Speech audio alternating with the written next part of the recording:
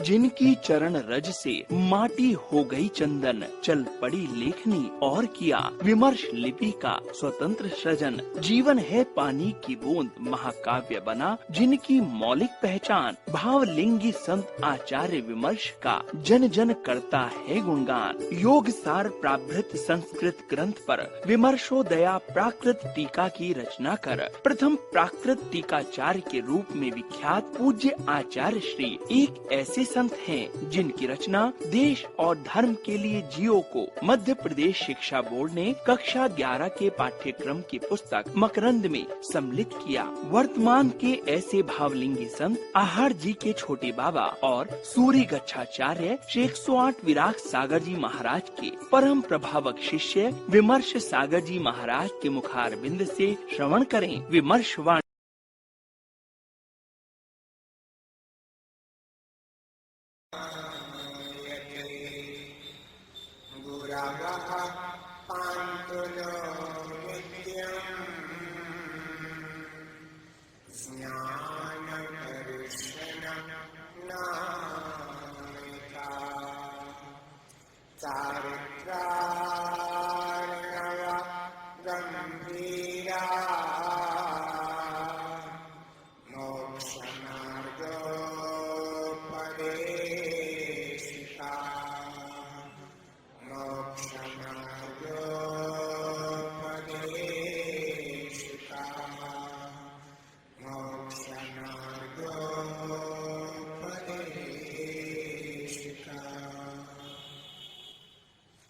जब श्री आदिनाथ भगवान की, एक श्री चंद्रपुर भगवान की, एक श्री शांतिनाथ भगवान की, एक श्री पार्थनाथ भगवान की, एक श्री महावीर भगवान की, परम श्री गच्छाचार्य विराट सागर जी महाराज की, अहिंसा में विश्व धर्म की।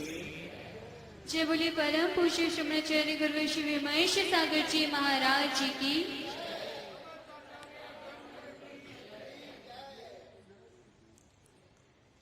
नशा नसाता है तन को, नशा नसाता है तन को, नशा नसाता है तन को, नशा नसाता है तन को, नशा नशा आंसुओं को लाता, नशा नसाता जीवन को, नशा आंसुओं को लाता, नशा नसाता जीवन को। परिवार दुख का हो, परिवार दुख का सागर बन जाए रे। जीवन है पानी की बूंद कब मिट जाए, जीवन है पानी की बूंद कब मिट जाए। हानि अनहानि हो, हानि अनहानि कब क्या कट जाए, जीवन है पानी की बूंद कब मिट जाए, जीवन है पानी की बूंद कब मिट जाए, जीवन है पानी की बूंद।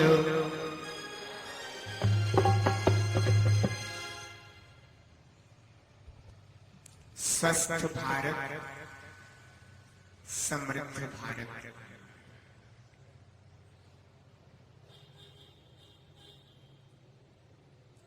दुनिया में रहने वाले जितने भी श्रेष्ठ चिंतक हैं,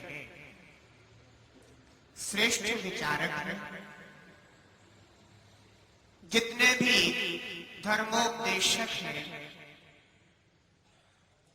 उनका पहला सूत्र ये है कि आप स्वस्थ रहना सीखें। क्योंकि यदि आप स्वस्थ हैं तो आपका परिवार सुखी है, यदि आप रोगी हैं तो आपका परिवार दुखी है। यदि आप स्वस्थ हैं तो आपका व्यापार ठीक तरह से चलता रहेगा। यदि आप रोगी हैं तो निश्चित रूप से आपके व्यापार पर आघात पहुंचेगा। यदि आप स्वस्थ हैं तो आप धर्म का पालन कर सकते हैं, धर्माचरण कर सकते हैं। और यदि आप रोगी हैं, बीमार हैं,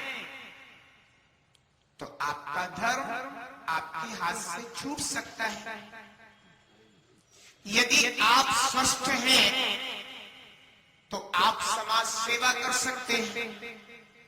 और यदि आप रोगी हैं तो आप डॉक्टर का भला कर सकते हैं। यदि आप स्वस्थ हैं तो आप देश के काम आ सकते हैं।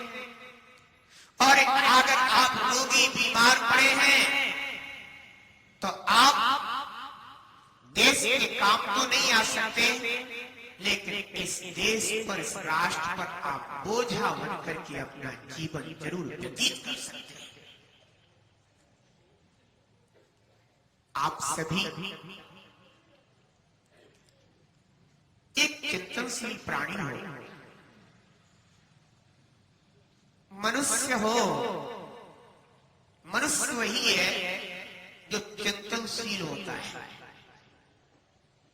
जिसमें चिंतन की कोई गुंजाइश नहीं। वह काया से मनुष्य दिखाई दे सकता है, लेकिन उसको आचरण से कभी मनुष्य नहीं कहा जा सकता। अगर मनुष्य ही बनना है तो चिंतन से मनुष्य बनो, आचरण से मनुष्य बनो। काया से मनुष्य तो बहुत होते हैं। 7 अरब की आबादी इस विश्व की काया से मनुष्य है, लेकिन आचरण से कितने मनुष्य हैं ये तो भारत जैसे देश में ही देखे जा सकते हैं। अगर मनुष्य बनना है तो आचरण से मनुष्य बनना, श्रेष्ठ विचारों से मनुष्य बनना, और विश्व में एक मनुष्यता को पैदा करना। दुनिया में खेती तो बहुत करते हैं, मैं कहता हूं कि तुम मनुष्यता की खेती करना सीखो।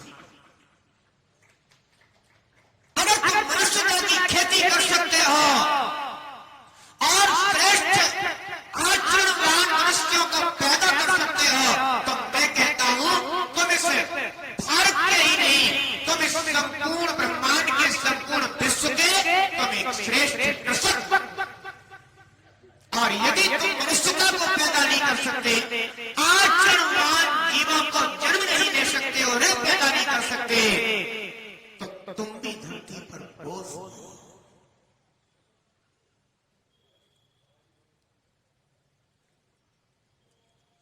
मैं एक पुस्तक पढ़ रहा था, यू कैन बी, आपकी जी सिर्फ खेड़ा। उन्होंने एक बात कही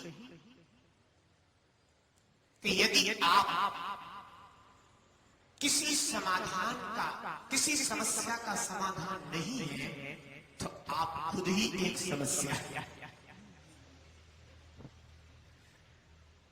यदि आप किसी समस्या का समाधान नहीं है तो आप खुद ही एक समस्या है। अब आप विचार करना, क्या आप कभी किसी समस्या के समाधान का हिस्सा बन सके? और ऐसा किस मनुष्य का जीवन है जिसके जीवन में समस्या ना हो? समस्या विहीन जीवन इस धरती पर किसी का नहीं। सबके जीवन में समस्या है। आपकी आंख खुलती है और समस्या खड़ी हो जाती है। आंख खुलते ही समस्या खड़ी है और तुम पूरी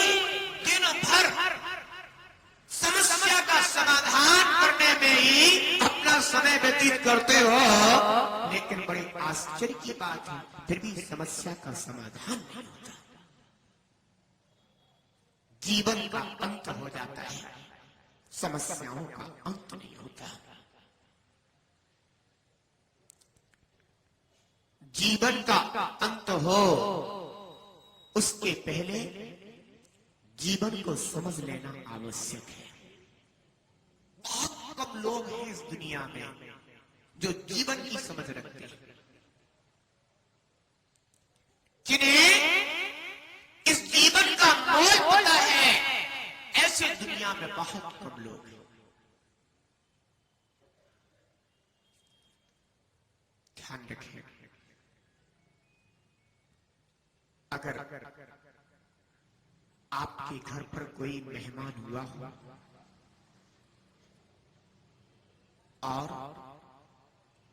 आपके डिब्बे में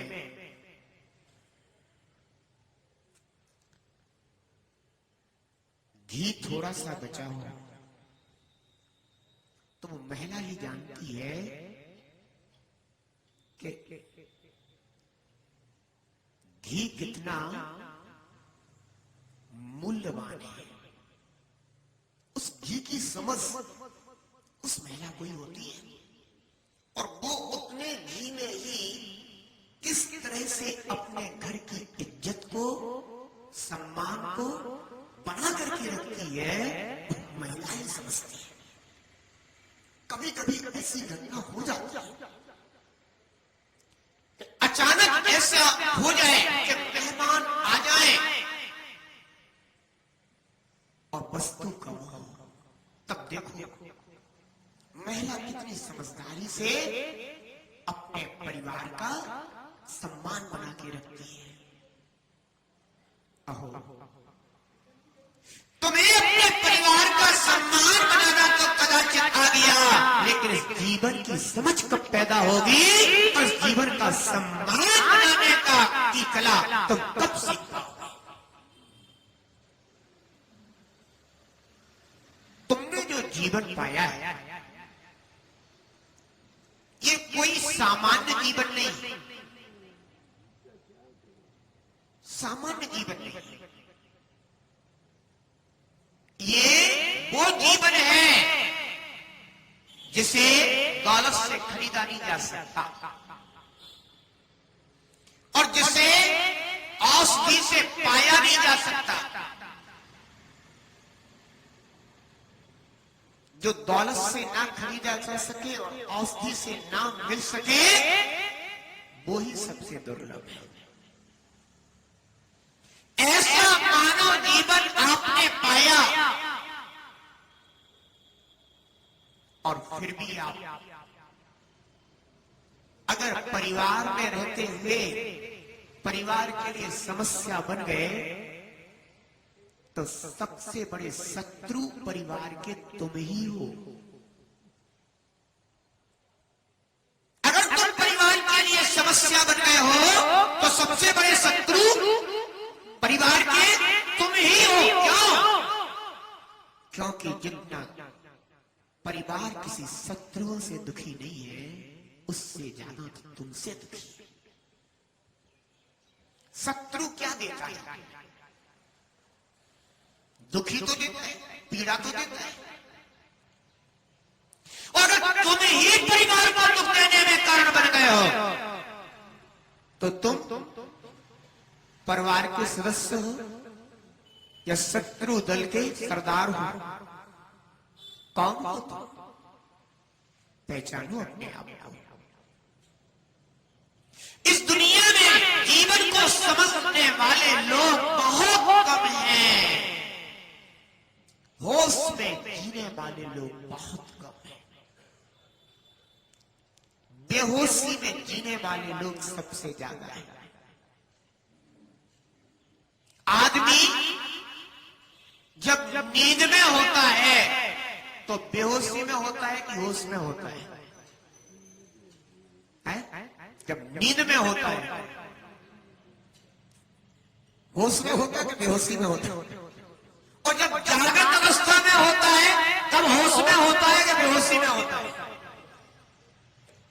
मैं आपको बता दूं, जब आदमी तो बेहोशी में चला जाता है, और जब सोता है तो होश में चला जाता है। आपको सुनने में बात अटपटी जरूर लगेगी, कुछ विपरीत सी मालूम पड़ेगी। जब आदमी रात को सो जाता है और सुबह उठता है तो अपने आप को तरोताजा महसूस करता है, और अगर तरोताजा महसूस करता है, थकान मुक्त महसूस करता है, तो इसका अर्थ है कि तुम रात भर होश में रहे, तभी तो आप थकान मुक्त हुए। और एक आदमी सुबह से जागने के बाद जब सांझ होती है, रात होती है, सोने का समय होता है, तो इतना थका हारा हो जाता है, इतना थका हारा हो जाता है, तो मुझे लगता है कि आदमी बेहोशी में जीता रहा, इसीलिए तो थक गया। होश में जीने वाला कहां थकता है? होश में जीने वाला थकता नहीं, बेहोशी में जीने वाला थक जाता है। इसलिए संतों के लिए कहा गया योग निद्रा। कौन सी निद्रा? उनके लिए कहा गया योगी योग निद्रा लेता है। योग निद्रा का अर्थ है कि जो सोता हुआ भी जाग रहा है, सोते हुए भी होश में हो, उसको योगी कहते हैं। और जो जागता हुआ भी बेहोशी में हो, उसे भोगी कहते हैं। जागता हुआ भी बेहोशी में हो, उसे भोगी कहते हैं। इस दुनिया में सबसे ज्यादा ऐसे लोग हैं जो जागते हुए बेहोशी में जी रहे हैं। आप कहोगे महाराज श्री हम तो होश में रहते हैं, आप मुझे बेहोश कहते हो। अगर आप होश में हैं तो निश्चित रूप से आपके चिंतन, आपके विचार और आपका आचरण भी ऐसा होगा जो दूसरों के लिए अनुकरणीय होगा, अनुसरणीय होगा। अगर आप होश में हैं और अगर आप बेहोशी में हैं तो आपके विचार, आपके चिंतन और आपका आचरण देख करके दुनिया के लोग थूकेंगे तुम्हारे ऊपर, धिक्कार है। अगर कोई तुम्हारे विचारों को सुन करके, तुम्हारे चिंतन को जान करके और तुम्हारे आचरण को देख करके तुम्हारे ऊपर थूक दे, कहते लानत, समझ लेना तुम जागते हुए भी बेहोशी में हो, तब यह दुर्घटना तुम्हारे साथ घटी है।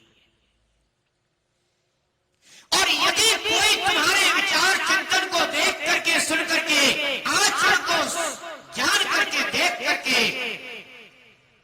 अगर तुम्हारी प्रशंसा कर दे, सराहना कर दे, हाथ जोड़ ले, जय जय कर ले, राम राम कर ले, समझ लेना कि तुम जाग भी रहे हो और होश में भी।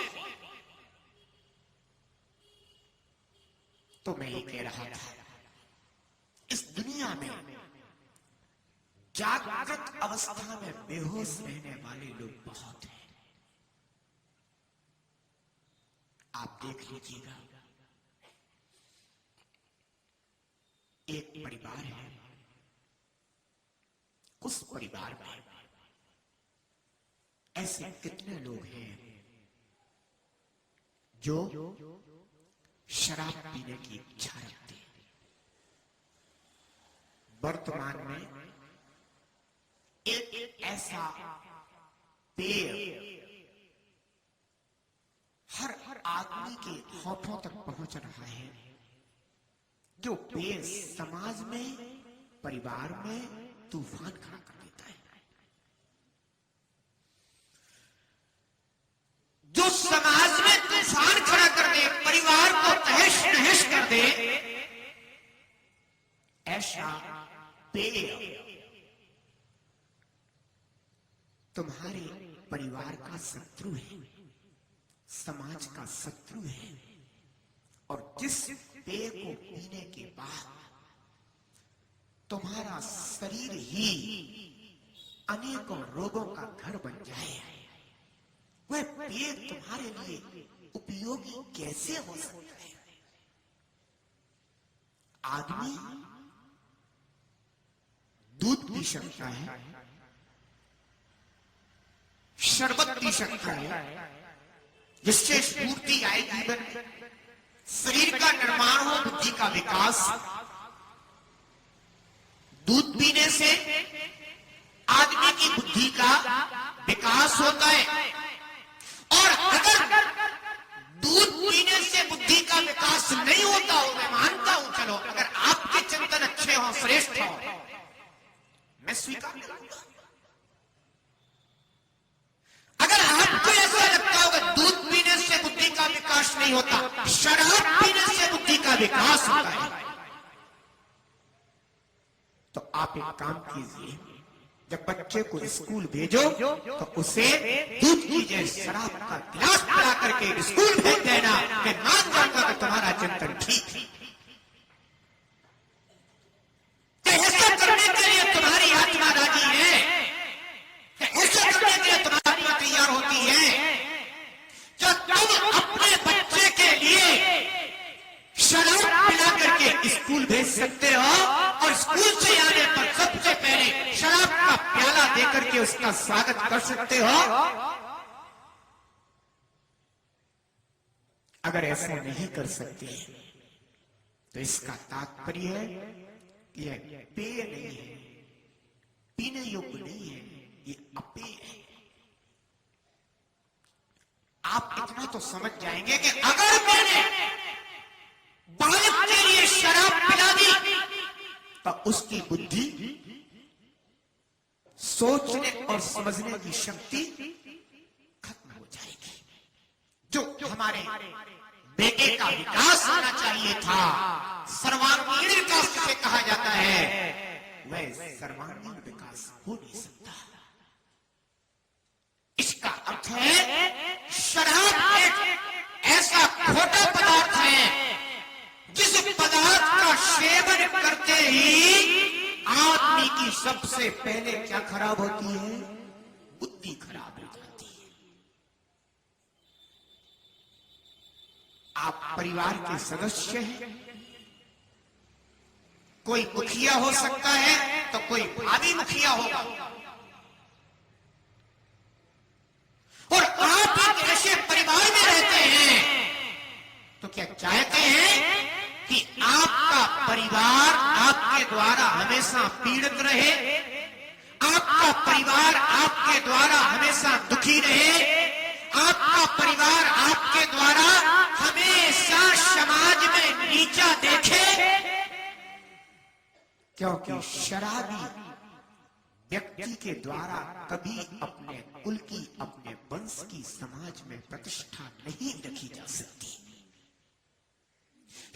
शराब का सेवन करेगा भी तो लुक छिप करके करेगा, कोई देख ना ले।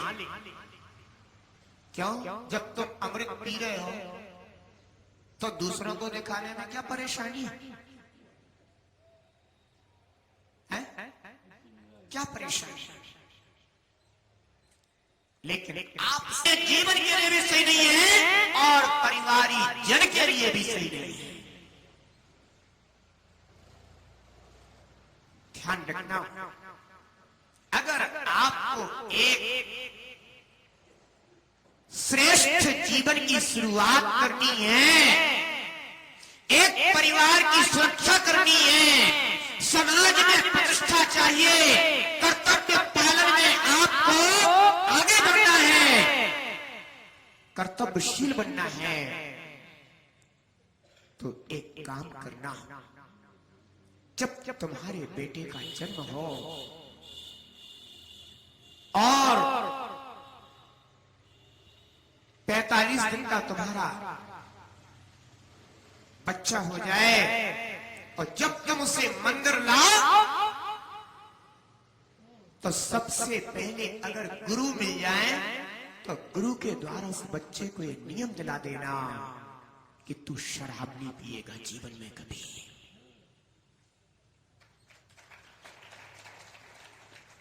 अगर वास्तव में आप एक श्रेष्ठ परिवार की संरचना करना चाहते हैं, एक बच्चे को महापुरुष, श्रेष्ठ पुरुष बन अच्छा ये होगा कि जब भी मंदिर लाओ, संतों के पास लाओ, तो उसे सबसे पहले नियम दिला देना कि बेटा आज से तुम्हारा नियम है। ध्यान रखो, ये भारत देश में रहने वाले आर्य जनों का आचरण था। आज आर्य जन अनार्यों की तरह अपनी प्रवृत्ति करने लगे। पहले जैसे ही बच्चा 45 दिन का होता था तो माँ और बेटे को मंदिर लाया जाता था, उनको दर्शन कराने के लिए लाया जाता था, और अगर गुरुजन मिल जाते थे तो उनके माध्यम से उसको आशीर्वाद दिलाया जाता था और यह नियम कराया जाता था कि बेटा आज से तेरा मद्य, मांस और मधु खाने का त्याग है, इन चीजों का त्याग।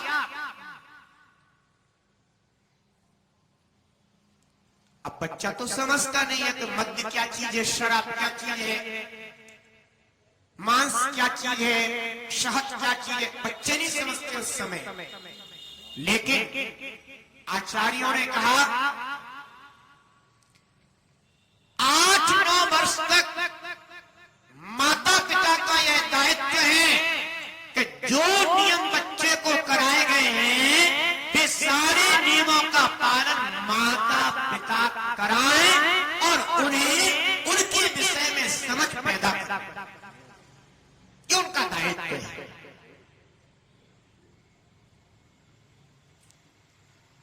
और अगर आपको ऐसा लगे कि शराब बहुत अच्छी चीज है तो मैं ये कहता हूं कि अपने बच्चे को फिर शराब पिला करके स्कूल भेजने का काम शुरू करें।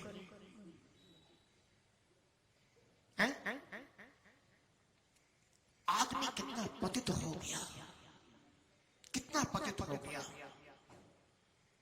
वैवाहिक बंधन जो होता है, मैंने एक जगह सुना कि जब वैवाहिक बंधन का समय आया, विवाह का समय आया, बारात निकली, तो बारात में जहां पहले रिश्तेदार लोग रहते थे तो वो क्या करते थे, कहीं शरबत मिल रहा है तो कहीं दूध मिल रहा है, तो कहीं नाश्ता दिया जा रहा है, तो कहीं आइसक्रीम दी जा रही है, विभिन्न प्रकार की भोज्य सामग्रियों के माध्यम से उस बारात का स्वागत होता था। मैं एक जगह पर बड़े शहर में चातुर्मास करने गया, वहां पता चला मेरे को महाराज श्री समाज का बहुत पतन हो गया। मैंने कहा क्या हुआ? बोले महाराज श्री समाज में ऐसे अनेकों युवा हो गए जो शराब पीने लगे, शराब जैसे खोटे पदार्थ का सेवन करते हैं। मैंने कहा और क्या हुआ? बोला महाराज श्री क्या बताएं समाज के पतन को। आज आदमी धन के नशे में आचरण को भूल गया है। जितना बड़ा आदमी उतना ही वह ये सोचता है कि मैं अधिक से अधिक प्रदर्शन करूं। तो जिस समय बारात निकली तो बोले बारात में पीछे पीछे शराब बांटी जाती थी। मैंने कहा अहो धिक्कार है, समाज का इतना पतन कि बारात जैसे पवित्र बंधन में बंधने गए तो प्राणियों के साथ शराब का स्वाद। ध्यान रखना, अनेकों बार ऐसा देखा जाता है कि कहीं बारात गई हो और 2-4-5 शराबी अगर उस बारात में पहुंच गए हो तो जिन परिवारों के बीच पूरे जीवन का रिश्ता बनाया जा रहा है उन परिवारों में उन 2-4-5 व्यक्तियों के द्वारा ऐसा विवाद खड़ा करा दिया जाता है कि बेचारे अदालत में घसटते घसटते अपना जीवन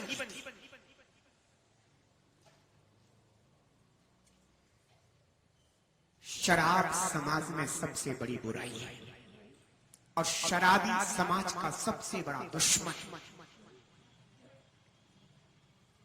ध्यान रखना।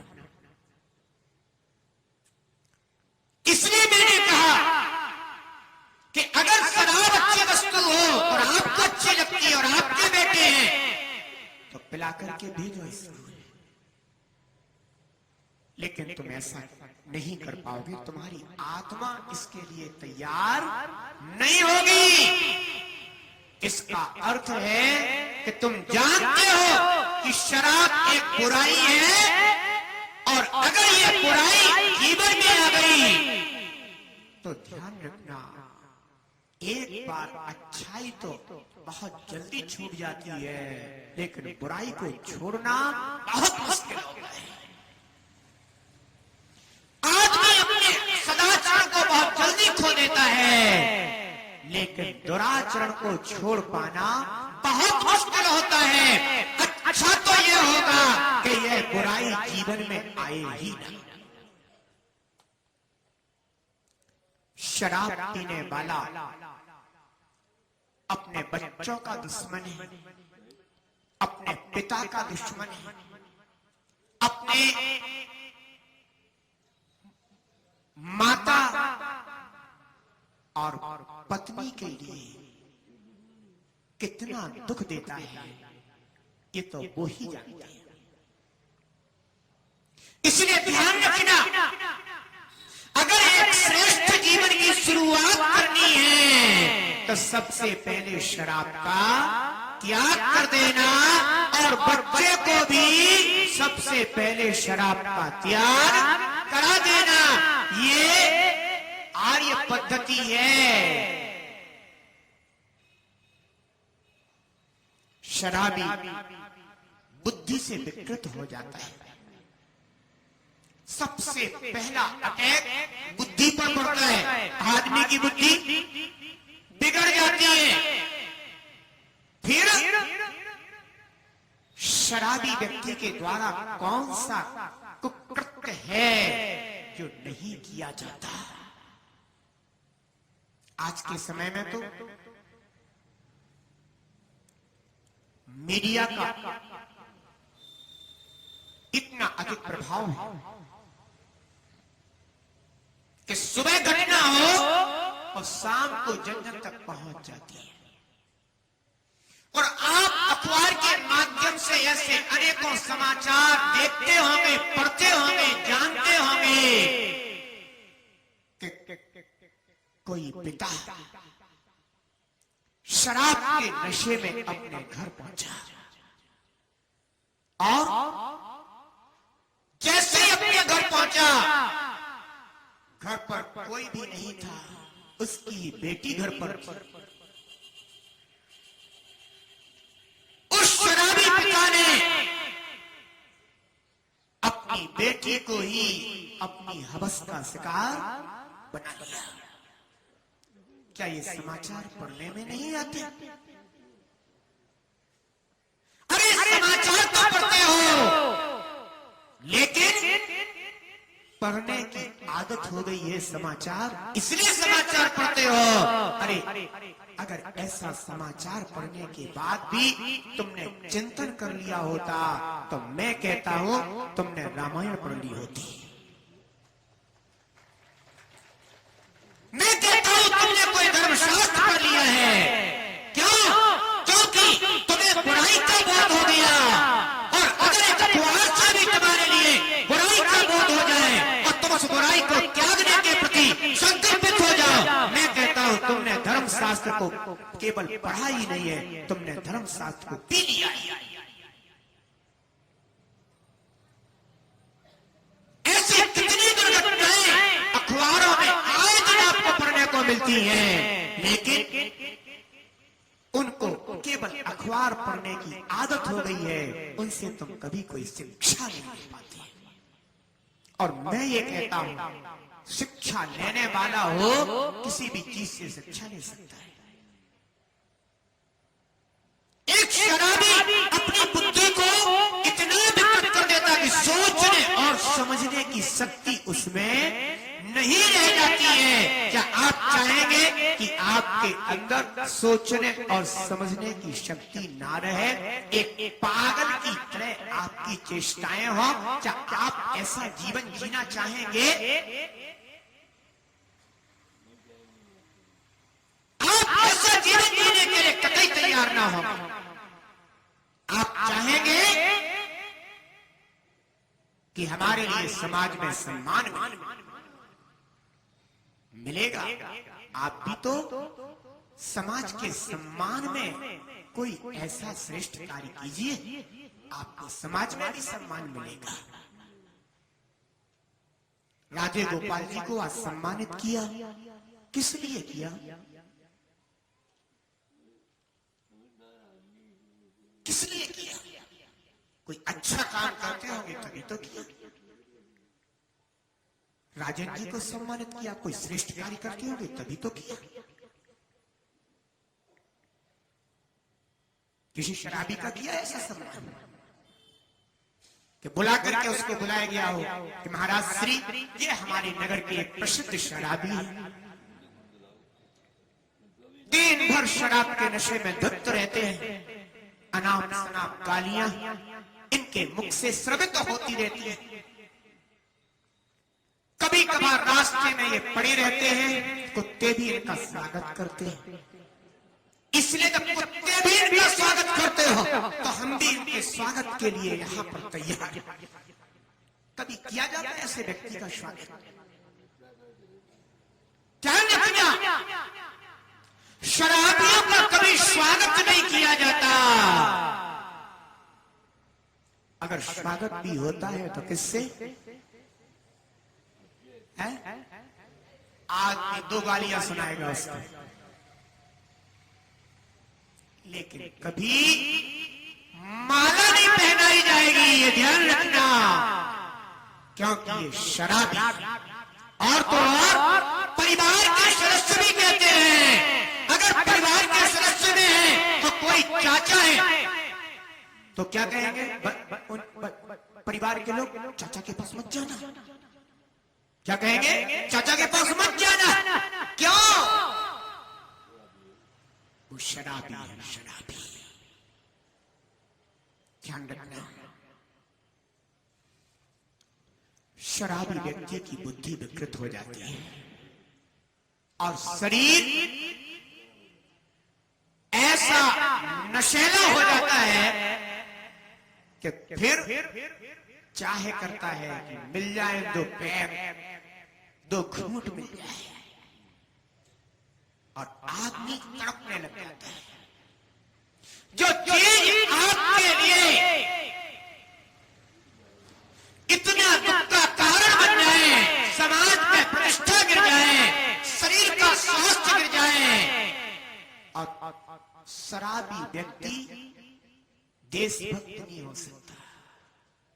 ध्यान रखना, शराबी व्यक्ति से क्या देशभक्ति की कामना की जाएगी?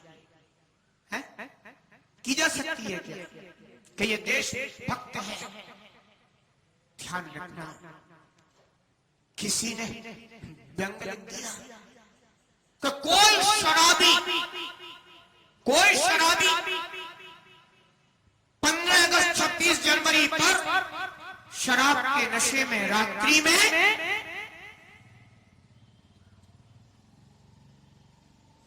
अपने घर पहुंचा और घर जाकर के कहने लगा कि झंडा निकालो, कल सुबह ध्वजारोहण होना है। अब उसकी कौन सुनता? शराबी की सुनता कौन? शराबी तो शराबी, बुद्धिहीन।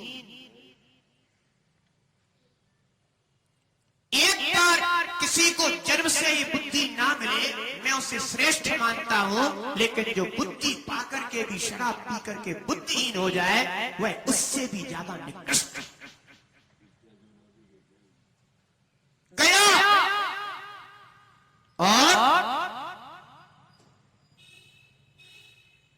झंडे को खोसता हुआ कुछ ले गया और जाकर के चढ़ा दिया। सुबह हुआ तो फेरा दिया, लोगों ने देखा तो आश्चर्य किया, ये क्या है? नेताजी का भाषण भी शुरू हो गया। आजकल कौन देखता है कि ध्वजा पर क्या चढ़ा है? कौन देखता है? बोले हमें अपने देश की आन बान शान को जीवंत रखना है, हमें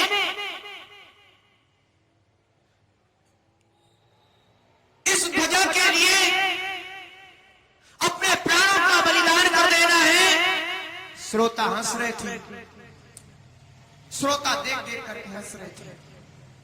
क्यों? क्योंकि वो शराबी आदमी था। शराबी भूल में ध्वजा के स्थान पर अपनी पत्नी का पेटीकोट चढ़ा दिया। नेताजी को भी पता नहीं कि क्या दुर्घटना घट गई। शराबी की बुद्धि कैसी हो जाती है? विकृत हो जाती है। कोई बोध नहीं रहता, कोई बोध नहीं रहता, कोई ज्ञान नहीं रहता। कोई शराबी चला जा रहा था रास्ते में, शराब पी करके मस्त हो गया और अपने घर जा रहा था। घर जाते हुए जैसे ही घर के पास पहुंचा तो सामने एक वृक्ष लगा था। तो उससे एक वृक्ष के दो दो तीन तीन चार चार वृक्ष दिखाई देने लगे। सोचने लगा कि मैं कहां जंगल में आ गया। मैं आया तो घर तक, लेकिन कहां जंगल में पहुंचा। चिल्लाने लगा, बचाओ बचाओ, मैं जंगल में आ गया। तो रास्ते से निकलने वाले किसी राहगीर ने देखा कि घर के सामने तो खड़ा है और कह रहा है मैं जंगल में आ गया। तो पास जाके पता चला पूरा कंठ तक पिए हुए है ये आदमी। तो उसने उस व्यक्ति का हाथ पकड़ा और पकड़ करके उसे दरवाजे पर खड़ा कर दिया। जैसे ही दरवाजे पर पहुंचा तो ताला लगा हुआ था। तो उसने तुरंत जो है ना जेब में हाथ डाला और जेब में हाथ डाल करके चाबी निकाली और चाबी निकाल करके ताला खोलने लगा। लेकिन जब ताला खुला नहीं तो चिल्लाने लगा, चिल्लाने लगा, कौन सा ताला लगा दिया? तो जिस व्यक्ति ने हाथ पकड़ करके उसके पास में पहुंचाया था तो उसने देखा कि आदमी ताला तो खोल रहा है लेकिन खुल तो रहा नहीं। तो पास जाकर के देखा तब वो आदमी चाबी की जगह सिगरेट से ताला खोल रहा था। बुद्धि का विकार, सिगरेट को निकाल करके ताले में लगा रहा था और ताला खोलने का प्रयास कर रहा था। जब ताला नहीं खुला चिल्लाया तो ऊपर से पत्नी ने देखा, आ गए। तो पत्नी ने कहा कि चाबी नहीं मिल रही हो तो मैं फेंक दूं चाबी, खोल कर आ जाओ। तो शराबी बोला कि चाबी तो मेरे पास है, तो दूसरा ताला फेंक दे, मैं ताला खोल के आ जाऊंगा। चाबी तो मेरे पास है, तू तो ताला फेंक दे, मैं उसे खोल के आ जाऊंगा। मूर्ख को ये पता नहीं शराब पीने वाले का अर्थ है जिसकी बुद्धि जवाब दे चुकी है। ऐसा शराब एक श्रेष्ठ आचरणवान, श्रेष्ठ कुलवान, कुलीन मनुष्य के लिए पीने योग्य नहीं। इसलिए ध्यान रखना, शराबी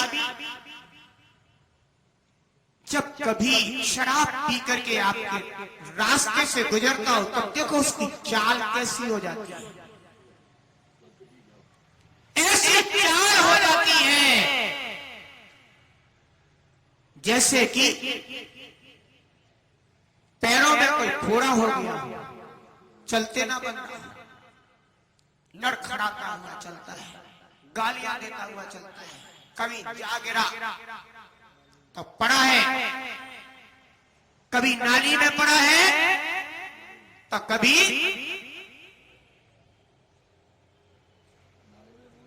रोड पर ही पड़ा है। अब कुत्ते तो कुत्ते ही होते हैं। कुत्तों की एक विशेषता है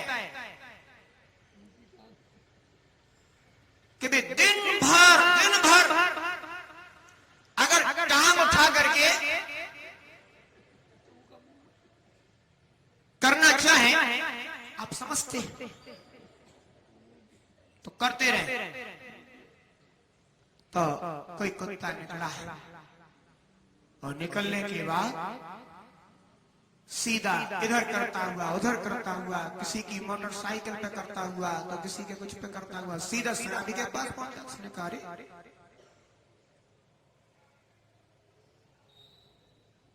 उसने पहले तो मुझसे सुना।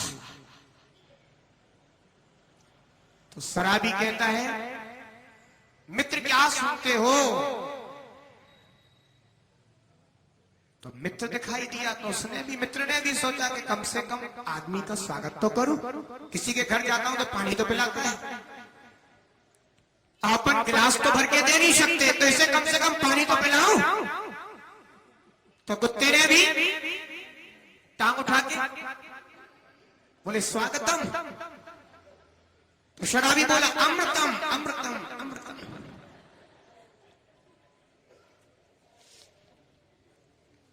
शराबी बुद्धि से विकृत है, कैसी कैसी दुर्गति का पात्र होता है।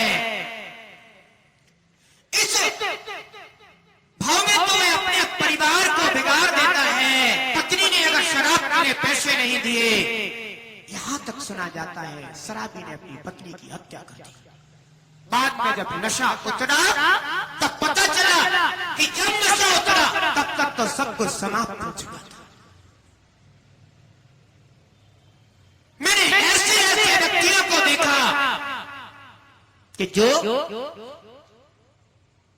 समाज में कभी प्रतिष्ठित व्यक्ति के नाम से जाने जाते थे और घर में एक ऐसा कलंकी पुत्र हो गया जिसको शराब का नशा लग गया। शराब के बिना उसका दिन नहीं निकलता था, रात नहीं निकलती थी। खूब भरा पूरा परिवार था, समाज में प्रतिष्ठा थी, खूब धन संपन्नता थी, सब कुछ था, लेकिन उस शराबी ने अपने पिता की पूरी दौलत एक बोतल में ही समाप्त कर दी और उस बोतल के नशे में सारी संपदा समाप्त हो गई। उसके ऐसे बढ़िया होनहार बच्चे थे, छोटे छोटे बच्चे देखता था मैं, छोटे छोटे बच्चे थे। पहले तो सुबह से स्कूल जाते थे अपनी पुस्तकें और बैग लेकर के, लेकिन थोड़े ही समय में मैंने देखा उन बच्चों के लिए स्कूल जाना उनका बंद हो गया, सब कुछ बंद हो गया। और तो और उसका जो एक बढ़िया मकान था, मकान भी उसका बिक गया, जमीन जायदाद बिक गई, पत्नी के आभूषण बिक गए, सब कुछ परिवार का जितना भी सम्मान था, गौरव था, सब समाप्त हो गया। और उसके भी छोटे छोटे बच्चे कभी किसी हलवाई की दुकान के सामने खड़े हैं, नंगे नग्न खड़े हैं, और किसी व्यक्ति ने जलेबी खाई, दाना फेंक दिया, तो जैसे कभी कुत्ते दाने को चाटने लग जाते हैं, ऐसे वे बच्चे टूट पड़ते थे उस दाने के ऊपर और चाटने लग जाते। देख करके ऐसी करुणा आती थी, दया आती थी कि देखो एक सम्मानीय परिवार के इन बच्चों का ये हाल, कौन सा दुर्भाग्य लेकर के आए हैं ये बच्चे, जो ऐसे कुल में जन्म लिया। अरे कुल तो अच्छा था, उसके पिता की आदत अच्छी नहीं थी, संस्कार अच्छे नहीं थे। इस कारण से उस शराब के कारण उनके बच्चों को भी ऐसा जीवन जीना पड़ा। अहो, देख करके बहुत करुणा आती थी। आज के दिन आप सभी विचार करना, क्या ऐसे परिवार की आप भी रचना करना चाहेंगे? आप चाहेंगे कि हमारे बच्चे कल के भिखारी बने, हमारे बच्चों को समाज में कल के दिन कोई कहे ये शराबी के बेटे हैं। कोई पत्नी चाहेगी कि वो ये कहलाए कि ये शराबी की पत्नी है। ध्यान रखना, शराब के नशे में कोई भयंकर उत्पात हो गया, पुलिस वाले आए, पकड़ करके ले गए, व्यक्ति जेल में पड़ा है, पूरा परिवार तहस नहस हो गया। कोई नहीं चाहेगा। अगर आप एक श्रेष्ठ समाज, श्रेष्ठ परिवार और श्रेष्ठ जीवन की शुरुआत करना चाहते हैं तो इस शराब जैसी बुराई को अपने जीवन से बिल्कुल निकाल देना। कोई एक बात और मैं बताऊं, ऐसे भी लोग हो सकते हैं जो शराब तो नहीं पीते लेकिन शराब का त्याग भी नहीं होता। ध्यान रखना, बुराई का हमेशा त्याग कर देना चाहिए। त्याग करने से आत्मा की शक्ति बढ़ जाती है, मनोबल बढ़ जाता है, इच्छा शक्ति तीव्र हो जाती है, जागृत हो जाती है। और यदि कोई ऐसे शराब जैसी बुराई से ग्रसित तो उन्हें चाहिए कि इस बोतल के नशे में अपने जीवन को ना नशाएं, अपने जीवन को ना खोएं, अपने जीवन को समाप्त ना करें।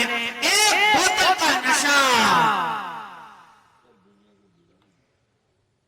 एक बोतल का नशा पूरे जीवन को, परिवार को नशा देता है। जानते हो, जब श्री कृष्ण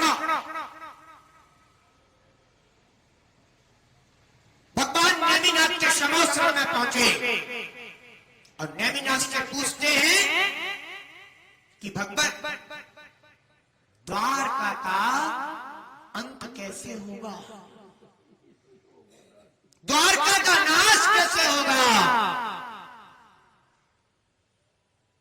तो भगवान नेमिनाथ कहते हैं तुम्हारी द्वारका का नाश शराब के कारण होगा। किससे होगा? शराब के कारण होगा। महाभारत में ही आया कि गांधारी ने श्राप दे दिया, गई लेकिन होनहार नहीं टलती। जैसे ही 12 वर्ष बाद राजकुमार वन विहार घूमने के लिए गए तो उसी जंगल में गए जहां शराब फेंकी गई थी। 12 वर्ष तक वो शराब नष्ट न हुई और अधिक मादक हो गई। उन्होंने पानी मान करके पी लिया और जैसे वो पी करके वापस लौटे तो शराब के कारण उन्मत्त हो गए।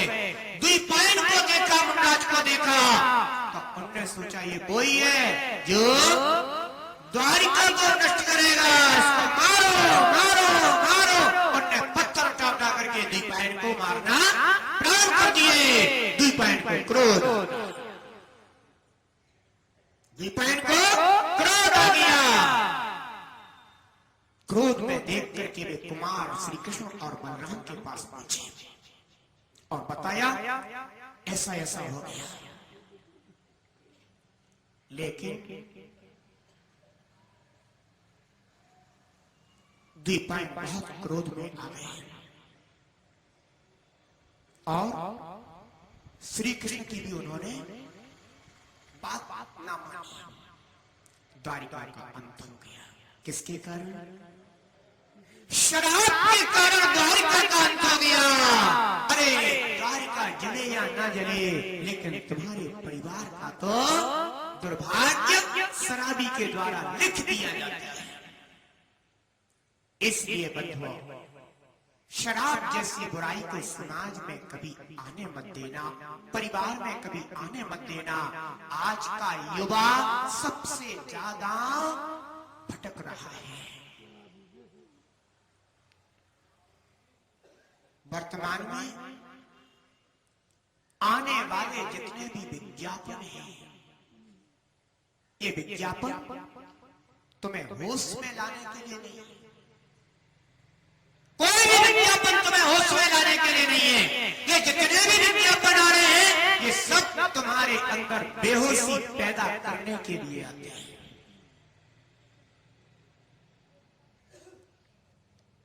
विज्ञापन आते हैं, शराब के भी विज्ञापन आते होंगे, सिगरेट के भी विज्ञापन आते होंगे, पाउच तंबाकू गुटखा के भी विज्ञापन आते होंगे। विचार करना, क्या इनके माध्यम से तुम्हारा माइंड स्वस्थ होता है या रुग्णता भीतर पैदा हो जाती है? शराब का अगर विज्ञापन आ रहा है, इससे आपका स्वास्थ्य लाभ होगा, तो शराबियों को जाकर के देखा हो ना, तुम विज्ञापन क्या देखते हो? अरे टीवी पर क्या विज्ञापन देखना, किसी मदिरालय के पास जाकर के खड़े हो जाओ, वहां से निकलने वालों को एक दिन देख लो, पूरा विज्ञापन देख लो, सचित्र जीवन प्रैक्टिकल देखो। विज्ञापन भी क्या देखना, देखा भी तुमने विज्ञापन, वो भी शराब का। अरे मदिरालय के पास जाकर के खड़े होकर के देखोगे, पता चल जाएगा ये है शराब का स्वास्थ्य पर पड़ने वाला प्रभाव, तुरंत पता चल जाएगा। आदमी का शराब आदमी के लीवर को खराब करती है, लीवर डैमेज हो जाता है।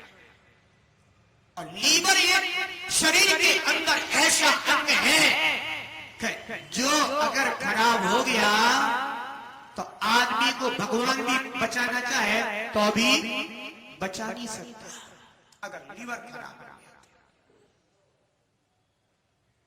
इसलिए ध्यान रखना, शराब जैसी वस्तु से सदैव दूर रहने का प्रयास करना। गुटखा, पाउच, तंबाकू, सिगरेट, बीड़ी, ये बहुत सारी चीजें हैं जो आपके मुख को हमेशा गंदा रखती है, हमेशा गंदा रखती है। अब आप देखिएगा, आप विज्ञापन देखते हैं, विज्ञापनों में, अखबारों में भी विज्ञापन, सब में विज्ञापन आते हैं, और उन विज्ञापनों में आप देखते हैं रजनीगंधा, पान पराग। अब इसमें क्या हो रहा है? आपने उस विज्ञापन को देखा, उसमें लिखा हुआ है बड़े बड़े अक्षरों में, है ना? उसको खाते ही आपके अंदर ताजगी का अनुभव होगा। अच्छा, स्फूर्ति आ जाएगी, बहुत बढ़िया, स्फूर्ति आ जाएगी, ताजगी आ जाएगी। आजकल बहुत सारे ऐसे अभिनेता हैं जो इनके विज्ञापन करते हुए डिब्बी हाथ में हुए दिखाई देते हैं। हमारी ख्वाहिश पूरी हो गई, जब से मुझे ये मिला तब से तो हमारी खोज पूरी हो गई। लेकिन तुम ये नहीं जानते कि ये जितने भी अभिनेता हैं, विज्ञापन करने वाले हैं, ये तुम्हारे साथ धोखा कर रहे हैं।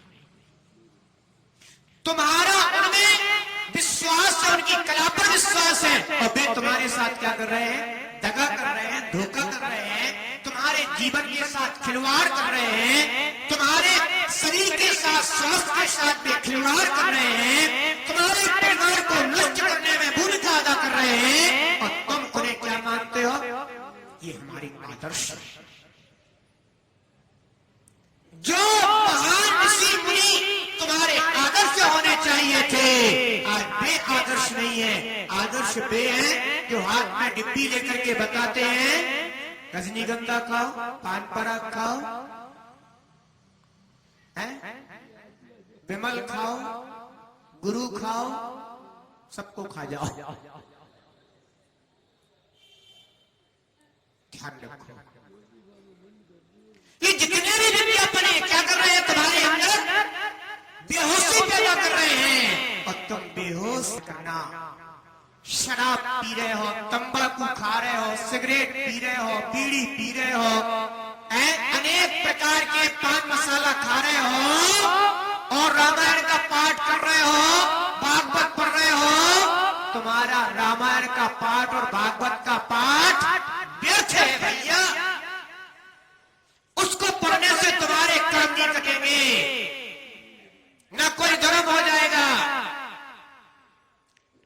लेकिन अगर तुमने सिगरेट की डिब्बी पर लिखी हुई वैधानिक चेतावनी पढ़ ली और उसको पढ़ने के बाद तुमने उसको हाथ से फेंक दिया, बस समझ लेना कि आज हो गया तुम्हारा भागवत का पाठ, हो गई पूरी भागवत।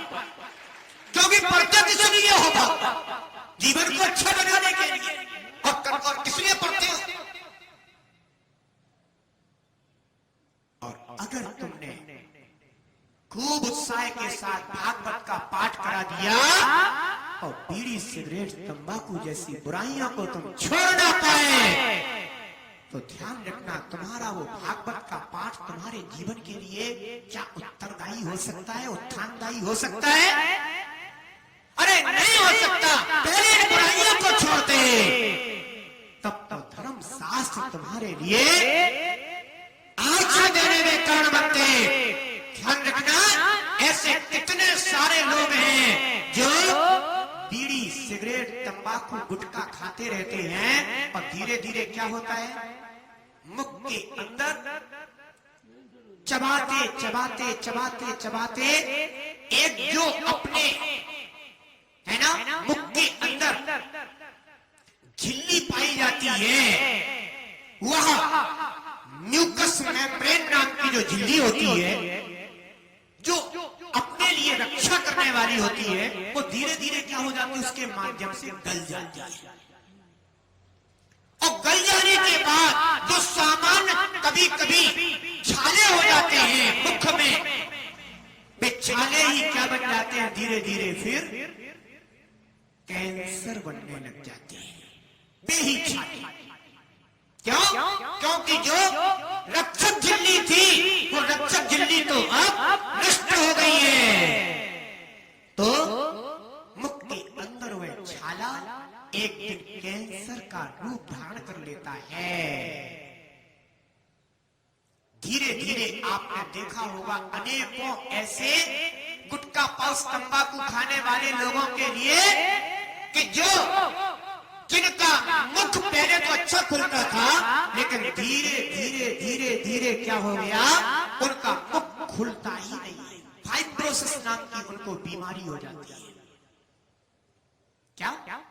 फाइब्रोसिस नाम की बीमारी हो जाती है। उस बीमारी के कारण उनके क्या हो गया, धीरे धीरे मुख खुलना बंद हो जाता है और फिर वह जब घाव बढ़ना प्रारंभ होता है तो 3 तरह की बीमारियां हो जाती हैं। या तो ल्यूकोप्लेकिया की बीमारी हो जाती है, या फिर मेलेनोप्लेकिया की बीमारी हो जाती है, या फिर इथोप्लेकिया की बीमारी हो जाती है, जिसे कैंसर कहते हैं। ये अलग अलग प्रकार का कैंसर है जो आदमी के लिए हो जाता है। घर के परिवार, दुकान खोलने वाला कोई है नहीं, घर के परिवार के लोग जितने थे सब तुम्हारे रोग को, बीमारी को ठीक कराने में लग गए।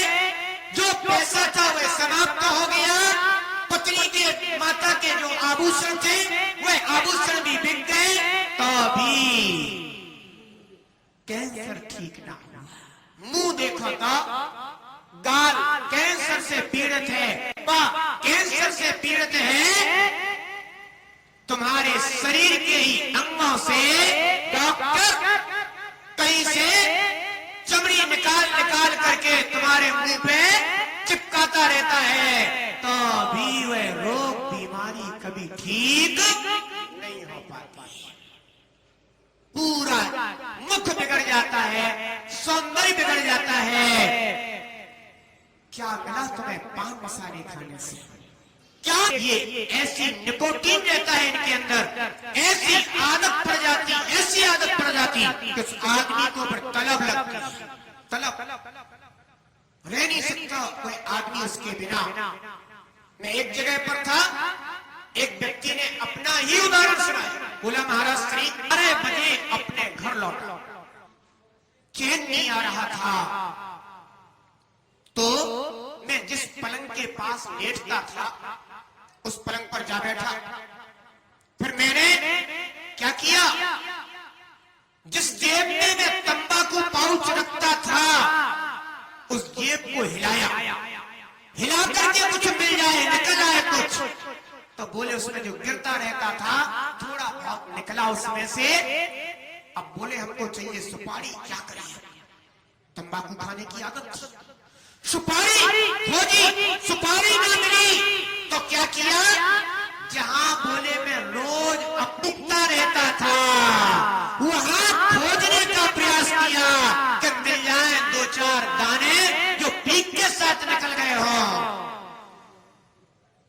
कैसा निंदनीय आचरण करना पड़ता है आदत खराब हो जाने के कारण। बोले वहां से मैंने खोजबीन करी तो छोटे छोटे टुकड़े जहां टुकड़े पड़े थे वहां से मुझे बीनना पड़ा।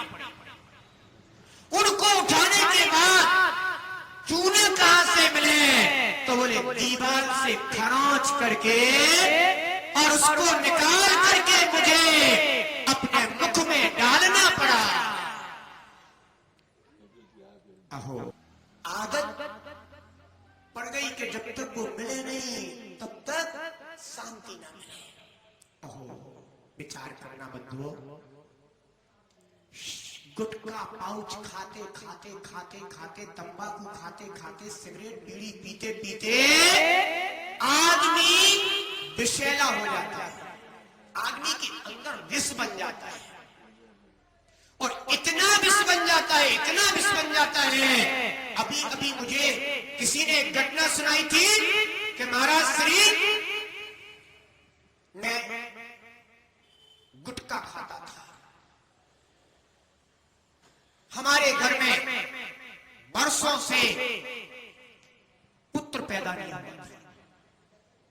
तो हमारे घर में एक पुत्र के रूप में संतान ने जन्म लिया, यानी नाती हुआ। क्या बोलते हो नाती पोता, क्या बोलते हो? ये रिश्ते रिश्ते नहीं आती मेरे को। पोता हुआ हो तो पोता समझना, नाती हुआ हो तो नाती समझना। किसको कहते हैं नाती? वर्षों की खुशी थोड़े समय में काफूर हो गई। उस नवजात बालक के लिए उसने होठों से क्या चूमा, उसके लिए तो बीमारी हो गई, बीमारी हो गई। शरीर उसका नीला नीला पड़ने लगा और डॉक्टर को दिखाया। डॉक्टर ने देखते ही क्या कहा, इस बालक को किसी गुटखा पाउच तंबाकू खाने व्यक्ति ने छुआ तो नहीं है। डॉक्टर ने क्या कहा, इस नवजात बालक को किसी गुटखा पाउच तंबाकू खाने वाले व्यक्ति ने तो नहीं छुआ। उसने छुआ, उस व्यक्ति ने छुआ है, इसको फलानी फलानी बीमारी हो गई। अब वो व्यक्ति सुन रहा था, मन ही मन अपने को धिक्कारने लगा। धिक्कार है मेरे लिए जो मैंने अपने पोते के लिए ऐसी बीमारी खड़ी कर दी कि जीवन बचना भी मुश्किल हो गया। डॉक्टर ने कहा इसको आप इंदौर ले जाइए। कहां ले जाइए? इंदौर ले जाइए। नवजात बालक के लिए इंदौर भेजना पड़ा। किस कारण से? इसलिए ध्यान रखना बंधुओं, अगर कोई घर में ऐसा तंबाकू पाउच खाने वाला व्यक्ति हो, सिगरेट पीने वाला व्यक्ति हो, ऐसे व्यक्ति से अपने बच्चों को सदैव दूर रखना। उस दिन उस व्यक्ति को इतनी आत्मग्लानि हुई, इतनी आत्मग्लानि हुई कि अहो, मैंने इस वस्तु का सेवन करने के कारण अपने ही पोते को बीमारी दे दी, यानी मैं इतना विषैला हो गया हूं शरीर में। और जब उसे आत्मग्लानि हुई तो उसने उसी दिन संकल्प कर लिया, अब मैं कभी भी ऐसे सिगरेट बीड़ी तंबाकू गुटखा पाउच आदि का सेवन नहीं करूंगा। बंधुओं, एक श्रेष्ठ जीवन की शुरुआत करना चाहते हो, एक परिवार की संरचना करना चाहते हो, अपने परिवार को समाज में प्रतिष्ठित देखना चाहते हो, तो इन बुराइयों से सदैव दूर रहना।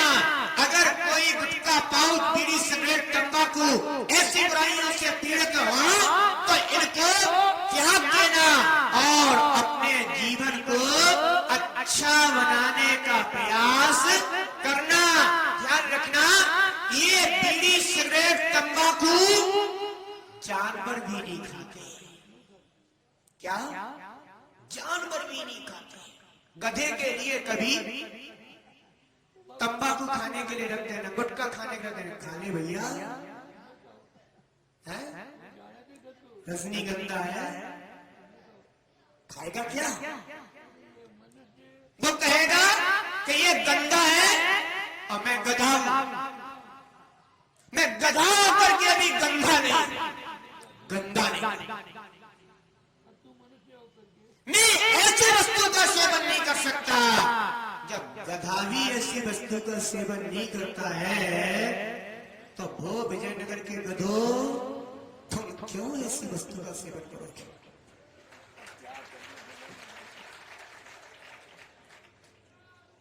गधा मत बनना। अगर बनना है तो मनुष्य बनना, मानव बनना, श्रेष्ठ जीवन की शुरुआत करना। जानते हैं वैज्ञानिकों ने जब कहा कि मनुष्य बंदरों का ही विकास है, क्या बताया वैज्ञानिकों ने कि जो मनुष्य है ये पहले बंदर था और बंदर धीरे धीरे धीरे धीरे धीरे धीरे सभ्य होता गया और विकास करता गया, तो बंदर क्या हो गया है? मनुष्य हो गया है। यद्यपि मैं वैज्ञानिकों की इस बात को बिल्कुल नहीं स्वीकार करता हूं, क्योंकि बंदरों से कभी मनुष्य नहीं होते। तो बंदरों से अगर मनुष्य होते होते तो आज अपने सामने भी 2-4 बंदर मनुष्य बन जाते। ऐसा विकास नहीं होता। चारों गतियों के जीव अलग अलग हैं। बंदर त्रियंच गति का जीव है और मनुष्य मनुष्य गति का जीव है। लेकिन वैज्ञानिकों ने बताया, तो सुनना तो सबकी चाहिए अपन को, तो वैज्ञानिकों ने यह बताया कि मनुष्य क्या है, पहले बंदर था, फिर धीरे धीरे वो क्या हो गया? मनुष्य बन गया। तो ये बात बंदरों के पास पहुंची। बंदरों का एक मुखिया था।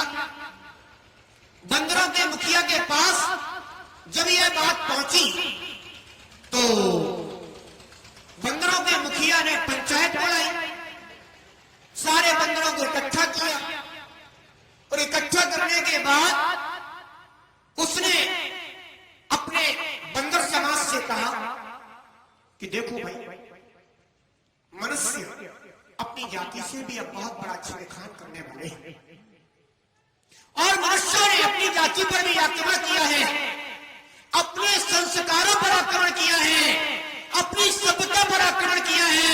और कह रहा है, बंदर कह रहा है, पढ़ा लिखा बंदर रहा होगा, यूनिवर्सिटी से निकला होगा,